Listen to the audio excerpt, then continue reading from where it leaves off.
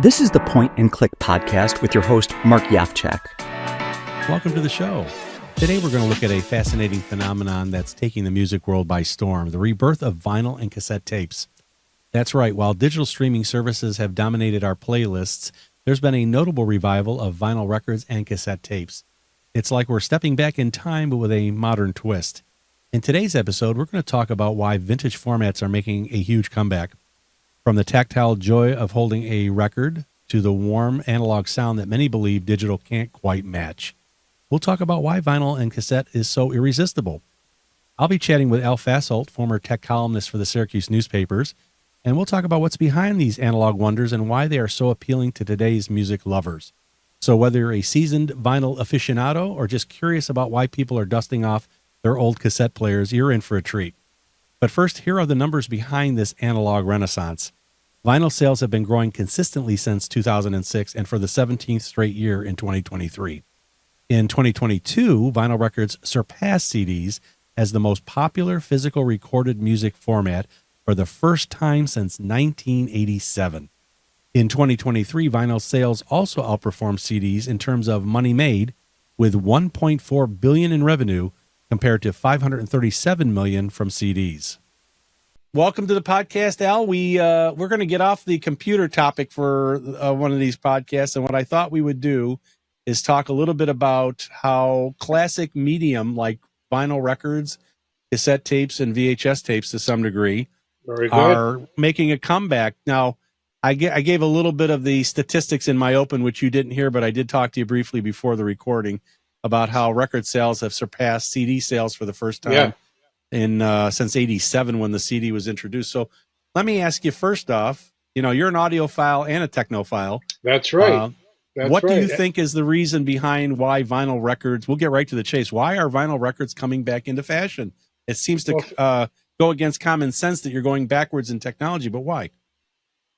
Okay, that's a long question.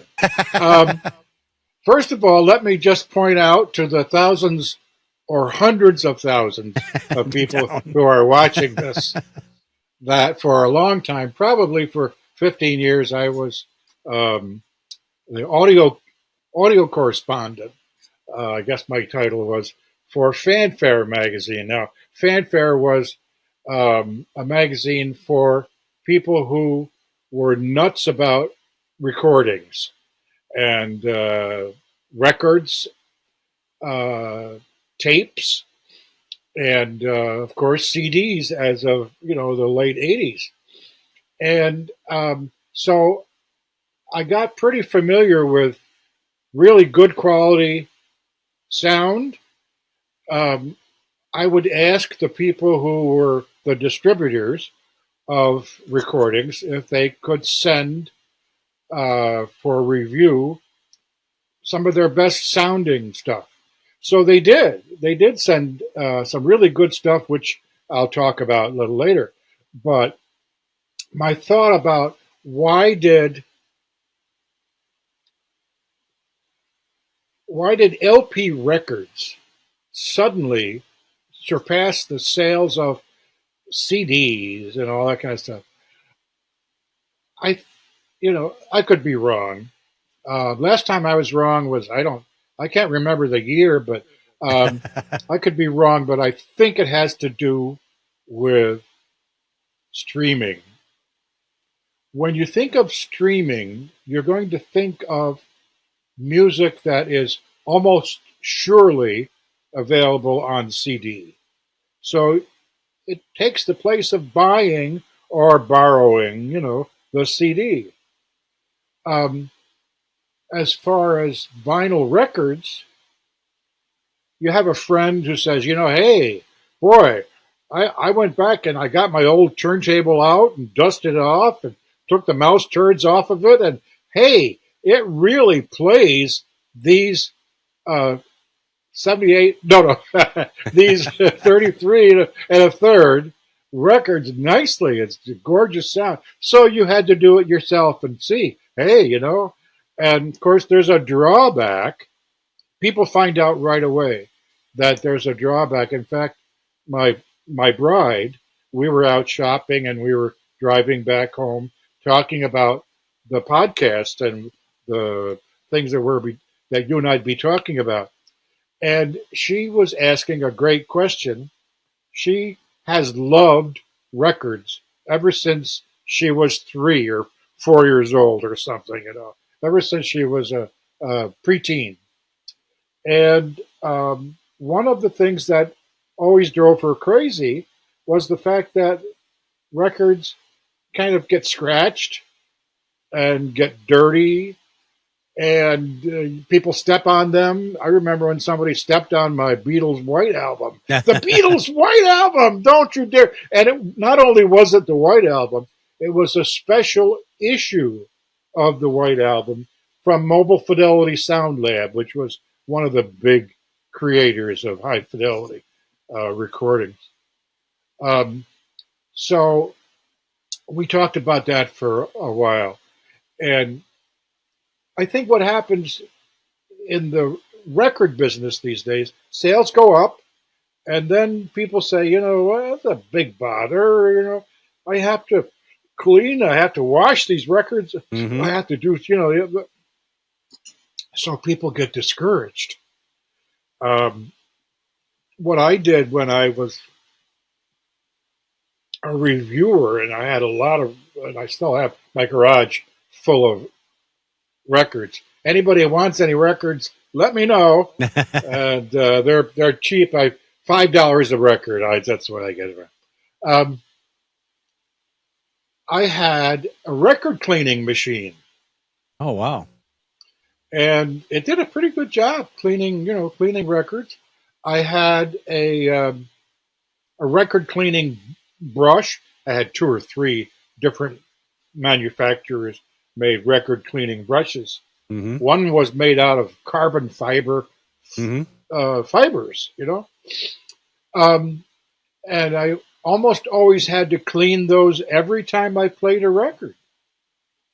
So one thing I did, if it was a regular record, not a super high fidelity record, one thing I did was to put that individual record on tape and play the tape. So I wasn't playing the record over and over again. And of course, those tapes in those days, the cassette, I remember I was in Vietnam. I was serving for Uncle Sam in Vietnam. And I took an R&R to Tokyo, where a friend of mine was working in the same office that I worked in. And we discovered cassette tapes in Tokyo. And that was 1960, early 66, I think. Wow. And so we brought home a cassette player, a nice cassette player. And we had a record player there and a way to play the records. And there was a way to send the output, the electrical output, into another device, like the cassette deck. So we made lots and lots and lots of cassettes of the music that we had. And it was such great fun. The main problem in those days was that the cassettes didn't sound as good as the records. Right. And what was so incredible was that in the later 80s, companies sprung up like Mobile Fidelity Sound Lab and a few others to make the highest possible quality pressings. That is what makes the vinyl disc into a record. The highest possible quality pressings and the highest possible quality master tapes that they could. They would try very hard. There would be a running master when you're recording, and that would be edited into a secondary master, and then that into another master, and so on. And you'd get, pretty far away from the original recording. But these people went and made the master, and then they made a production master out of that master. So the recording was made from the production master, you'd never want to make it from the original master. Suppose somebody, put peanut butter, you ruin the thing. Okay. So one of the wonderful things that happened at that time to high fidelity was that there were companies dedicated to the idea that all records are created equal and that they are endowed with, dedicated to the idea that if you worked real hard and tried real hard, you could make a recording on that record as good as the original master tape. And one thing that happened, it was a beautiful thing because it went right back to the beginning of time, back to the beginning of recording on discs time. And that is that some people would record directly to the spinning record, to the master that was being cut. So that when you played it, you were playing the original. You were listening to the original. Wow. And it was just so wonderful to hear the sound of original recordings. So Mobile Fidelity Sound Lab decided that they could do that kind of thing, but still do it with tapes. They'd make a master tape and cut the original 33 to third record from that particular master tape. And a few other people did the same thing. My favorite, and it's still available. Nancy looked it up. This is still available. Came out obviously in the late 70s or very early 80s. From a company called Reference Recordings. Okay. Reference Recording, a small outfit. Yeah. And they were later, I think they were bought up by Mobile Fidelity Sound Lab later on, quite a bit later. But small company.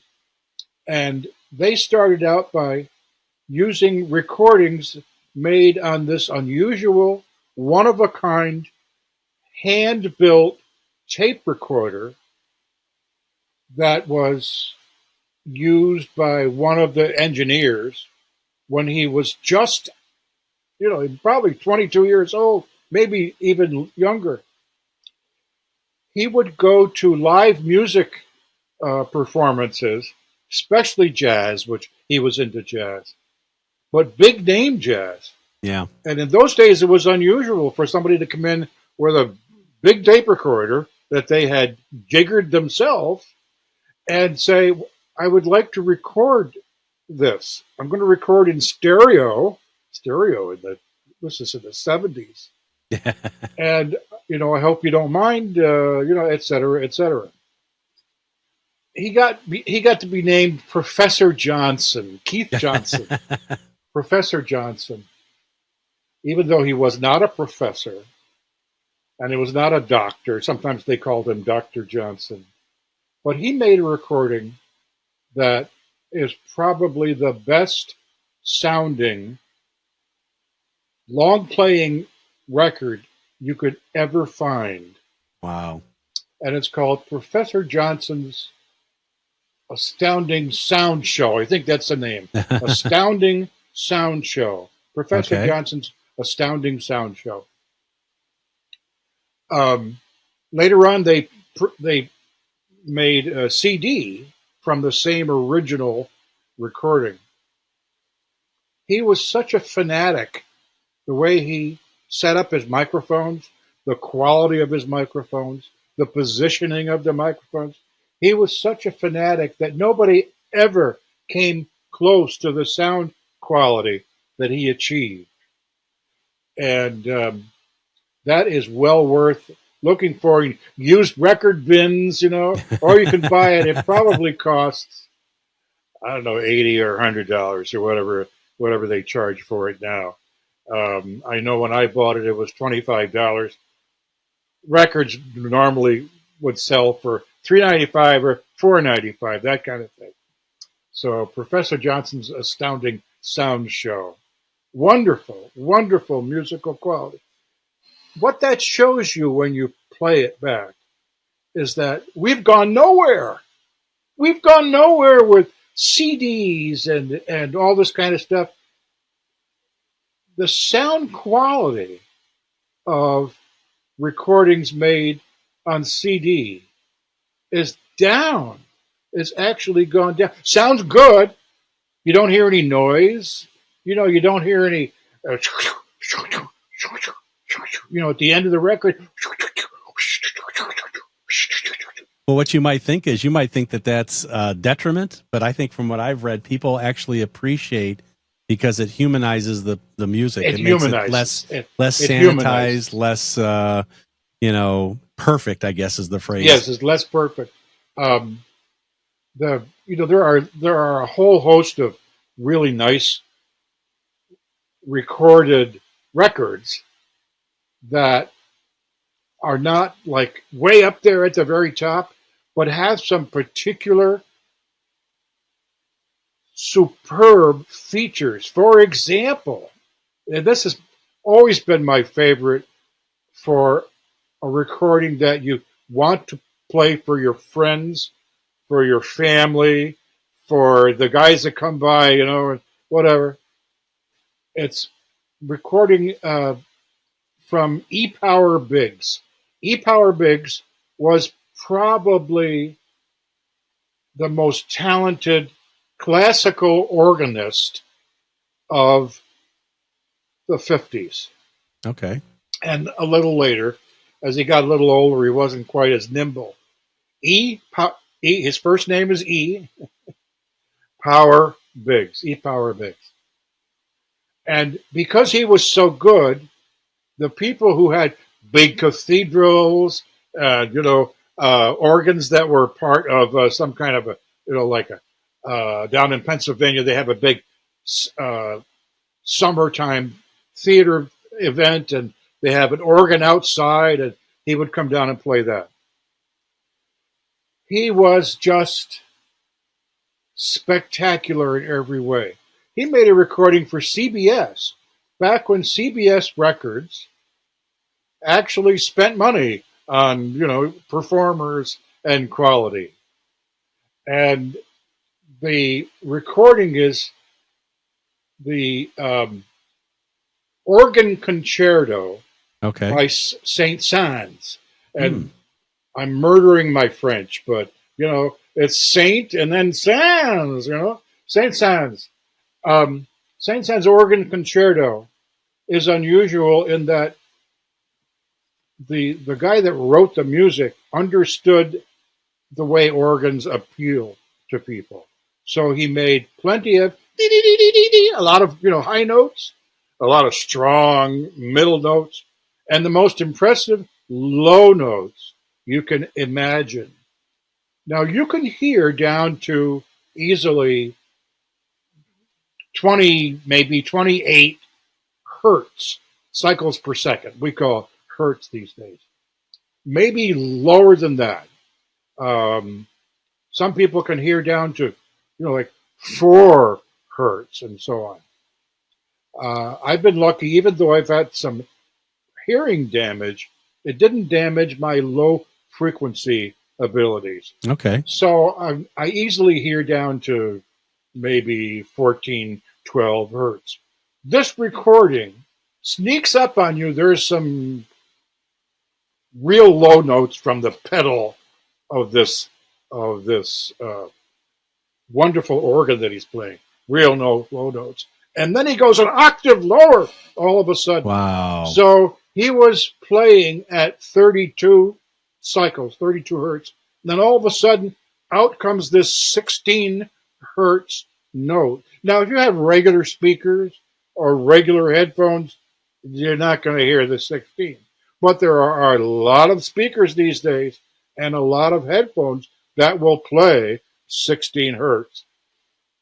So you get good headphones. Sony makes some nice ones and so on. And the world is changing. All of a sudden, there's this incredible sound. And I don't know anyone whom I played that, what I played that for, I had Koss Pro 4 AA electrostatic headphones. Okay. They probably weighed 6 pounds each. And Wow. they were so uncomfortable to wear for more than, a certain amount of, like 10 minutes. That's it. I can't stand it anymore. And I used to listen for hours with those Koss Pro 4s. The nice thing about the Koss Pro 4 is that they had no bottom. Whatever was on there, they would play down to 2 hertz. So you watch that person who hasn't heard this before, all of a sudden, it's like this. And then after a few, and this goes on for maybe 10 minutes, it was going to, and the tears start coming. They start feeling the music, start actually. coming because 2 reasons. First of all, they've never heard that before. They've never heard organ bass before, unless they went to a really big cathedral, and it's got the. That's the first thing. The second thing is, it is so beautiful. It's indescribable. It's indescribable. And how do we respond to that kind of thing? With tears. It's just amazing. So that's the kind of thing I recommend to everybody. All the thousands of people listening to that. Actually, there were thousands. There's 3 left. They said, "What is this guy? Get him off! Get him out of here!" Well, let me switch gears a little bit. I know that. Yes. I know audio. The sound of the audio is as important as anything, because why else do we listen and consume music? But what is another thing that I thought about, and something that appealed to me when I was buying records back in the day, was actually the thought and effort put into the actual cover art of the album. Oh my gosh! There were I came into music in the late 70s as far as being able to buy music and collect music, and I was at the I had albums from, I'm going to date myself, from Yes, from Asia, from Led Zeppelin. They had these album covers were like works of art. And yes, they were works of art, and they didn't translate when they went from albums to CDs. Can we ever forget the Rolling Stone cover with big tongue sticking out? The lips and the gosh! Tongue. To me, if you're thinking about people, and I think what was lost in the transition to CDs, and maybe the transition even more so to a little thing, this little bag. Window. But what are you going to think about? Put art on it? Yeah, when you went from CDs to streaming music, then you removed all artwork from that. You were getting a web page maybe with a graphic on it. There are some places that have streaming music. They're not the most popular ones usually, but they also provide the cover art, the cover notes and so on. I think you have to click on something to get that to show up. But that's impressive to be able to do that, because that's closer to the way it was. The cover art. Oh, I've got records that I've saved just for the cover art, as everybody who's got a heart. I have some that I've actually framed and hung up on the wall because they are so incredibly beautiful to look at. Yes. My daughter, to bring kind of the a youth perspective into this. My daughter. She consumes more traditional media, outside of YouTube, but she consumes more traditional media. And she was impressed with the vinyl records and the covers. And she said, boy, this is a different way to experience music. Hey, smart. Well, first of all, it's kind of unfair because she is an exceptionally bright kid. I don't know how that happened. How did that happen? I'm still to this day trying to figure that out. She's an exceptional bright. So I think that's something that she would have noticed. It's just wonderful. But the fact that the invention of the long-playing record gave this big canvas to artists all over the world to play with and do what they want with. I mean, I've got records that are just text, that's, none such records. They were wonderful, except, come on, none such. Where's your art abilities? But to have, and then to think now, here we are in 2024, and we're still talking about covers that go back 40, 50, years. 60 years, Yeah. like the Nirvana cover of the baby, of the naked baby. Yeah. That was groundbreaking. And like, wow. And so the naked baby, or maybe it might be the company that he was represented by, like, this is your model for today. Google naked baby. Anyways, they were suing because Nirvana made all this money off of that record album, and some of the places that have that record, like Apple Music, that kind of thing, they won't show the cover, or they'll show the cover the baby's got a diaper or something. I don't know. Right. Like we are strange people in this country. We're the only country that does that. We're very, very strange when it comes to nudity or babies. Like, come on, guys. But it just made me feel so happy that something that old, something that, like, we're all forgetting it now, blah, blah, that, I remember the White Album because it didn't have anything but, it was white, a little bit of writing on it, Right. But the Dr. Pepper's Lonely Hearts Club Band, I have that. Yeah, album cover, wow, how clever. That stuff, and I'm sure there are museums dedicated to the album art. And in fact, if you did a Google search for album art, you'd probably find 15 different museums around the world that you could go to and see this album art. Well, now talk about, I did bring into the conversation early on cassettes, and I know, having recorded many mixtapes, that's a phrase that's starting to come back into the forefront, but taking multiple albums or multiple musicians and putting them on one tape.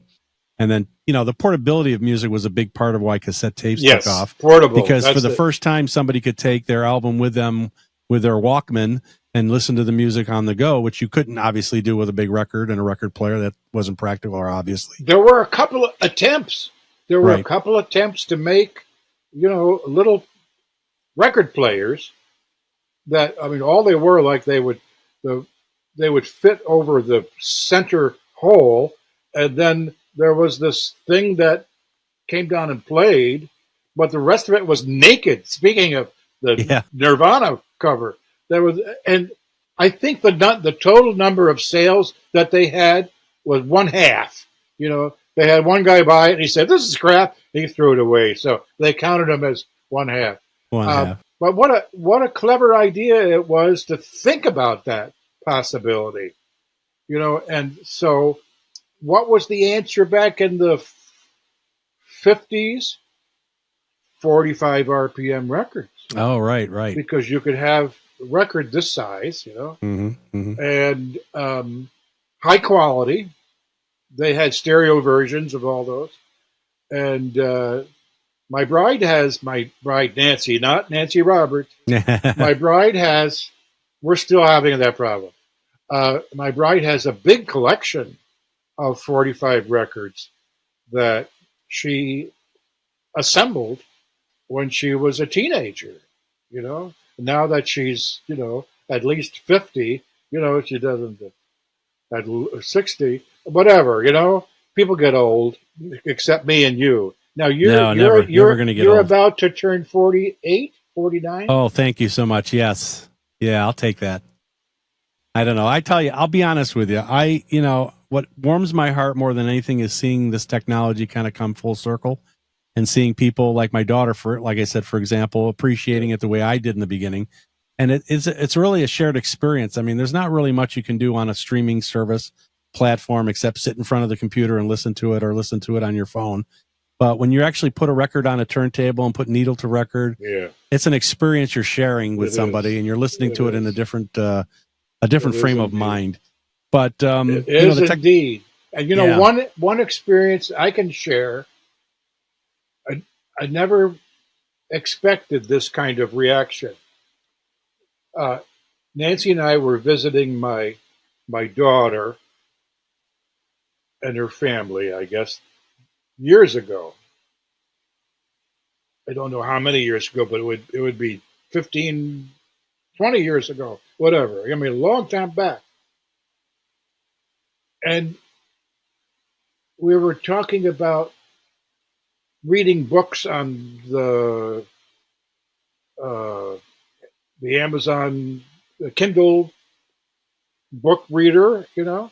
And I said, well, I read them on my iPad. I really enjoy reading them on the iPad. And my daughter said, you mean you don't read them on your phone? On the phone? Read a book on my phone? She said, yeah, here, take a look. And she showed me a book that she was reading.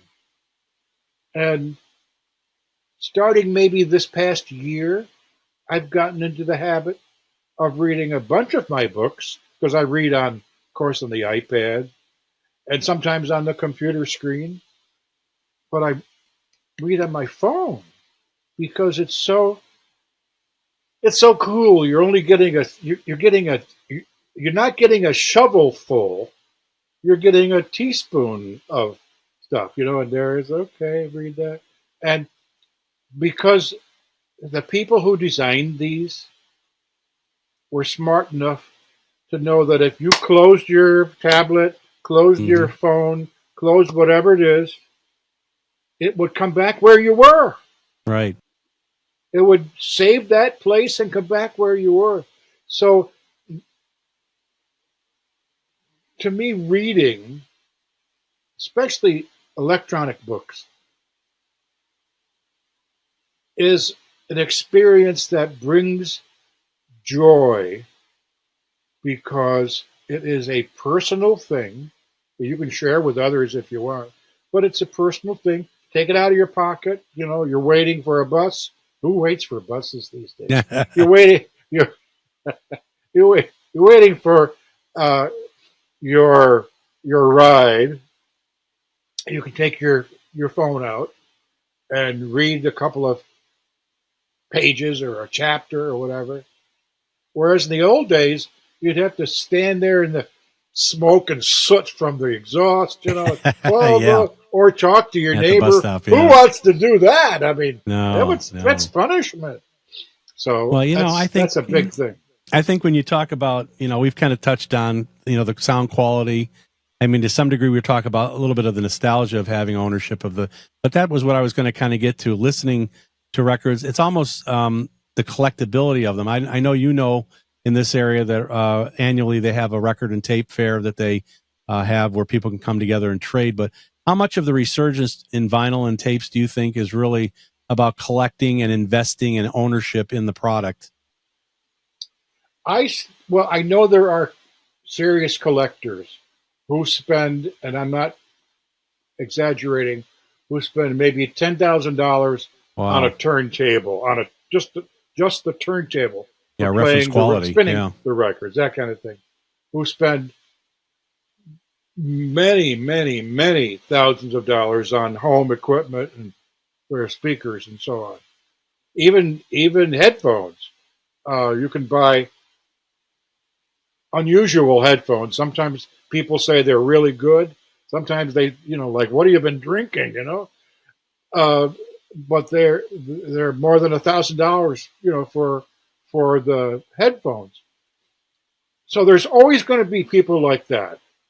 And they're not going to put a dent into the sales records of consumable recordings. Right. But teenagers and people in their 20s probably are going to continue to buy the vinyl records. Right. Because there's a cachet to them. That's a French word that I learned just last night. And it means catching a rabbit. That's what it means. There's a cachet to it.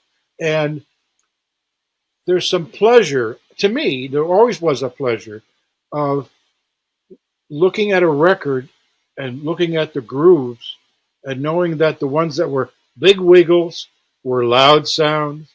The ones that were tiny wiggles or no wiggles at all were very quiet sounds, that kind of thing.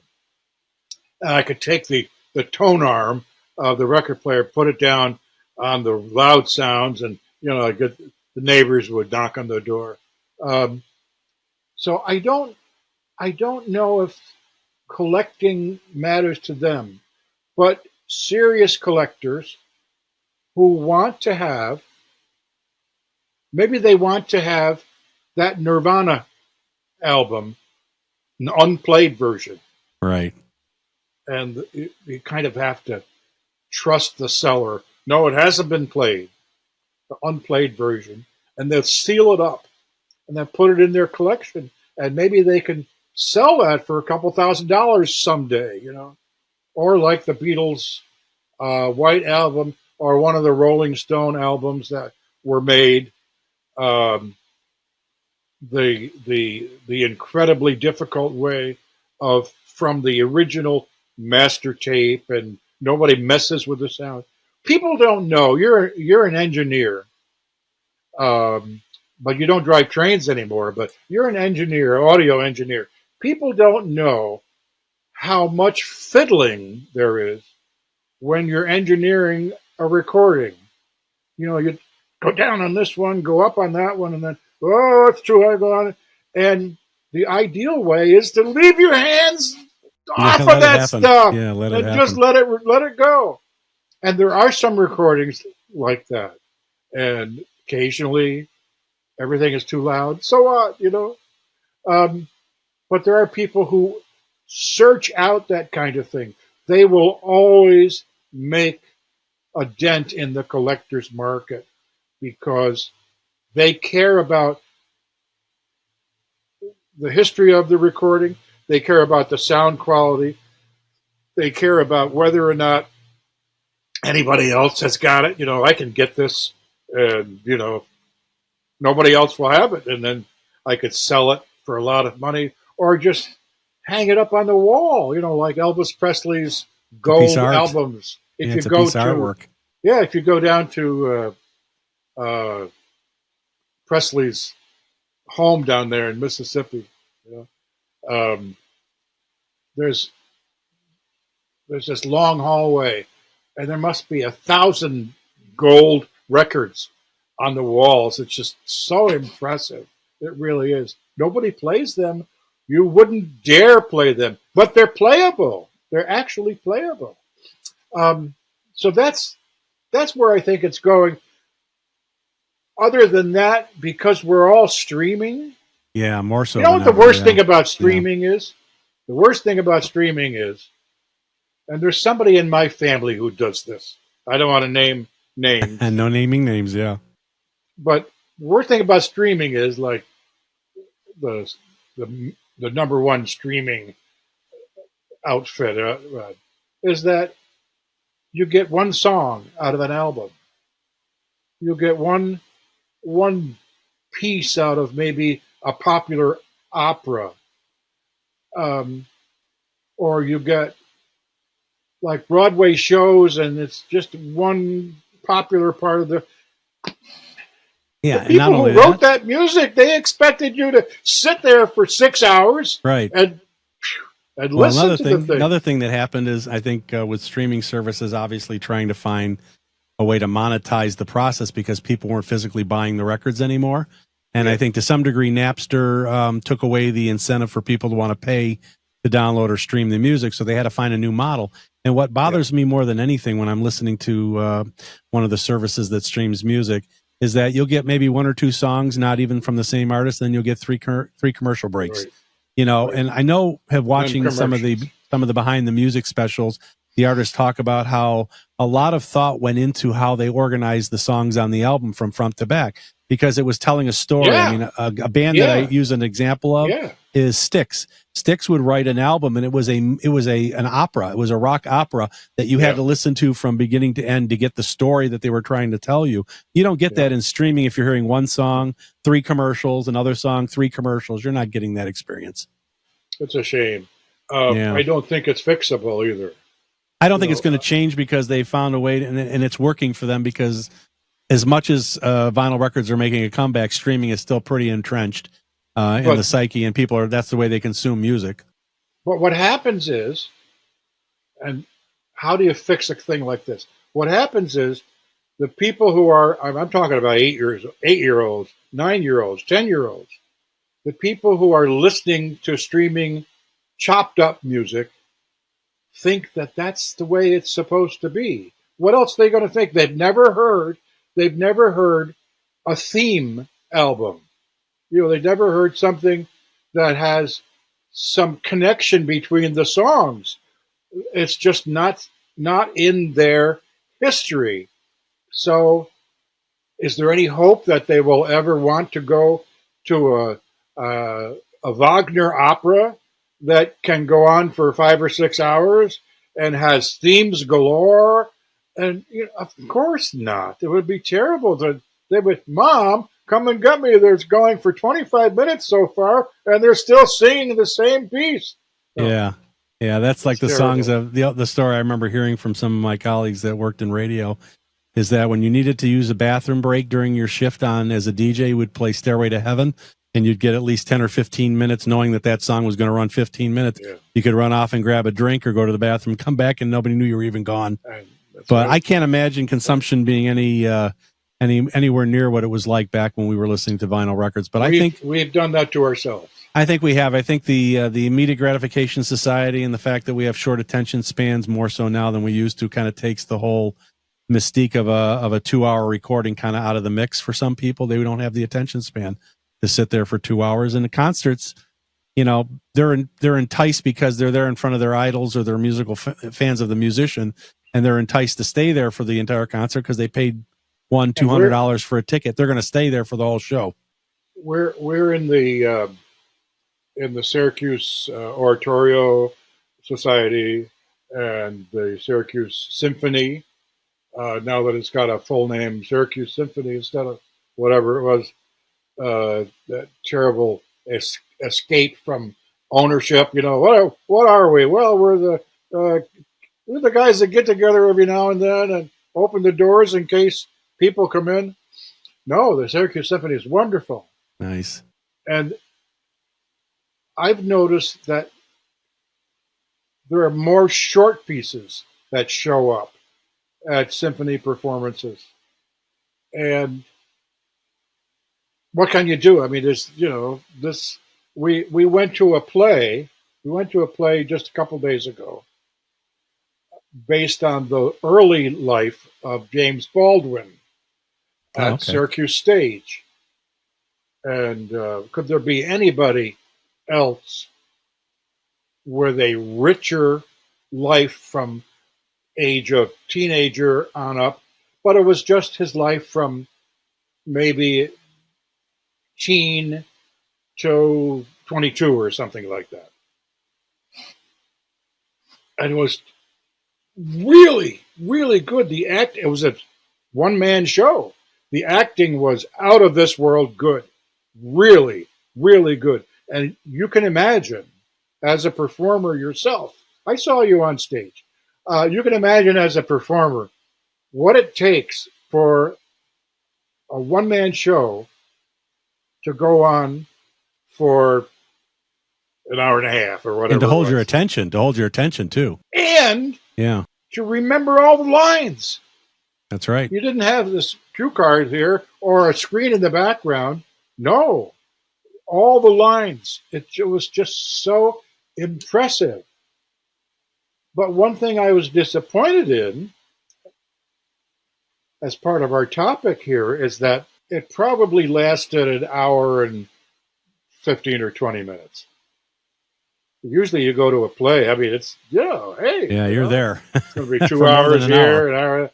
Yeah. So, okay, that was, but luckily they brought out the playwright, who's a local guy, the actor, and the director, who's a local person. Oh, wow. And they talked about Baldwin, they talked about the play, talked about putting it on, talked about the difficulties and triumphs and so on that they had. So that helped make it up make up for it because I was so, what? It's over. And there were others had the same feeling. Wow, what's going on? Maybe they all think we can't take something that drags on. Too much of an investment of time, right? Right, in the busy lives we lead. What's his name? Jerry Lewis. Jerry Lewis wrote this long play called Shoah, Shoah, Shoah. It's about the Holocaust. He never allowed anybody to put the play on because it was so long. Oh, wow. And he was afraid he'd get negative publicity. And he didn't want to touch not a single line, no changes to my play. But it was simply so long. It must have gone on for like 7 hours. I mean, it just went on and on and on. We have musicians, jazz musicians, who will do ad-libbing or whatever you call it with music, and go on for an hour just with that single extemporaneous stuff. That's kind of cool, because a lot of times you're playing for an audience that's pouring drinks and that kind of thing and kibitzing and so on. But let us never forget that in classical music, besides Wagner, who wrote these incredible long pieces, there were others after Wagner who thought, well, if old Rich could do it, Richard, as they say on the FM, Richard Wagner. If old Rich could do it, then maybe I could do it too. So they'll write music that just hangs in there and goes on and on and on and on and on. And it's, put you to sleep. I'm glad we had a chance to kind of chat about this. It's been a topic that I've been kind of thinking about for a while, and I hope that with the podcast we can approach topics that aren't necessarily shoehorned into just computers, because that's only one part of your life. There's a lot of other things that we do that we enjoy and hobbies, and I think this is a good way to kind of branch out a little bit. But very good point. Thank you so much, and I'm looking forward to the next visit where we can talk about whatever comes to mind. I'll reach out and we'll talk about it. And thank you, Mark. One of the things that you don't get enough credit for is the fact that you're multi-talented. Sometimes I think I am. And bald. Now the combination. That too. There's no doubt about that. What a combination that is. Too much brain space for my hair to find root in, apparently. Somebody told me once ago. You're being too kind, too generous. But I want to thank you very much, Al, and we'll get together again soon. Yes, thanks again for your time. I appreciate it. Yes, we will. Thank you, Mark. You can connect with us many ways. We're on Instagram, Facebook, and YouTube. And you can catch our podcast anytime on Spotify, iHeartRadio, and Apple Podcasts. Thank you for listening, and we'll see you next time.